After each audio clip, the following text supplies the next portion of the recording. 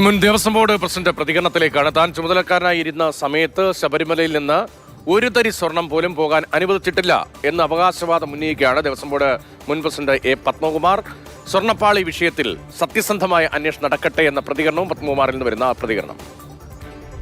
2019 നവീകരണത്തിന് കൊടുത്തത് സ്വർണം പൂശിയ ചെമ്പുകളികളാണ്.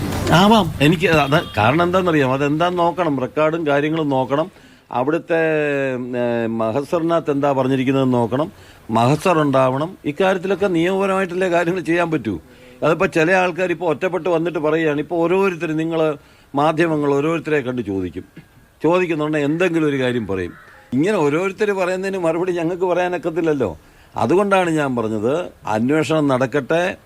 അവിടെ നടന്നിട്ടുള്ള ശബരിമലയുമായി ബന്ധപ്പെട്ട്, ശബരിമല മാത്രമല്ല, ഇനിയിപ്പോൾ മറ്റു പലയിടത്തെ കാര്യങ്ങൾ വരും. ആ ശബരിമലയിലെ കാര്യങ്ങൾ അന്വേഷിക്കട്ടെ. അന്വേഷിച്ച് പരിപൂർണമായി സത്യസന്ധമായി ആരാണ് കുറ്റവാളി എന്നുള്ളത് തെളിയട്ടെ. എന്തുമാത്രം നഷ്ടങ്ങൾ അവിടെ ഉണ്ടായിട്ടുണ്ടെന്ന് തെളിയട്ടെ. അത് തെളിയിക്കണമെന്ന് തന്നെയാണ് എൻ്റെ അഭിപ്രായം.